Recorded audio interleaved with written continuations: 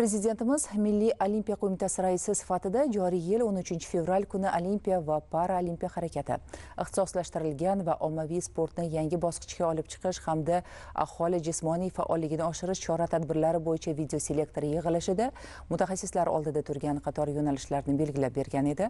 Ushbu vazifalardan kelib chiqib, barcha federatsiyalar yuqori maqsadlarni ko'zlab harakat qilishmoqda. Xususan, mamlakatimiz taekvondochilari ham yangi marralar sari intilishyapti.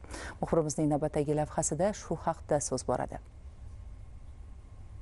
Prezidentimizning 2021 yil 5-noyabrdagi sport ta'lim tizimini tubdan takomillashtirish orqali Olimpiya va Paralimpiya sport turlari bo'yicha sportchilar zaxirasini shakllantirish sifatini yanada oshirish chora-tadbirlari to'g'risidagi qarori asosida Buxoroda ham Olimpiya sport turlarini yanada rivojlantirish bo'yicha katta natijalarga erishilmoqda. Shu jumladan viloyat taekvondochlarining qo'lga kiritayotgan yutuqlari salmog'i ham ortib boryapti. O'zbekiston taekvondo assotsiatsiyasi tomonidan Buxoroda o'tkazilgan amaliy uchrashuvda ayni yo'nalishdagi ishlarni jadallashtirish borasida so'z bordi. Xususan, Respublika ishchi guruh tomonidan davlatimiz rahbarining joriy yil 13 fevral kuni belgilab bergan vazifalar asosida assotsiatsiya hududiy bo'limi faoliyatini kuchaytirish, sport maktablari bilan samarali hamkorlikni yo'lga qo'yish orqali seleksiya va sport zaxirasini shakllantirish, bu yo'nalishda sportchilarni kengroq jalb qilish, buning uchun Buxoro Olimpiya va Paralimpiya sport turlariga tayyorlash markazida malaka oshirish kurslarini tashkillashtirib borish masalasiga e'tibor qaratildi.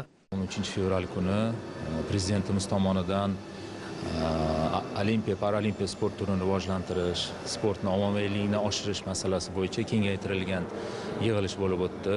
Ushbu yig'ilishda prezidentimiz tomonidan aniq vazifalar qo'yildi.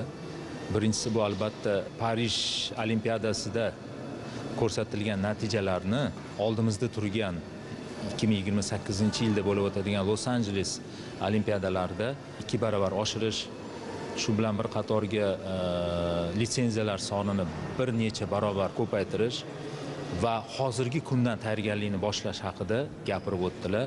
Hozirda mana biza O'zbekiston taekvondo VT assotsiatsiyasi tomonidan ishchi guruh tuzilgan. O'sha prezidentimiz tomonidan berilgan ko'rsatmalarni har bir hududga chiqib, o'sha prezidentimiz tomonidan ta'kidlangan barcha vazifalarni hududlarga yetkazib, yoshlar, o'smirlar bilan uchrashib, takliflarni o'rgandik. O'zaro muloqotlar davomida murabbiylar VT yo'nalishdagi qoidalar, o'zgarishlar va yangiliklardan boxabar bo'lishdi. Yig'ilishda yosh sportchilarni xalqaro musobaqalar darajasida tayyorlab borish va har bir vazn toifasida zaxira sportchilar safini kengaytirish, bu orqali sog'lom raqobat muhitini shakllantirish bo'yicha ham galdagi vazifalar belgilab olindi.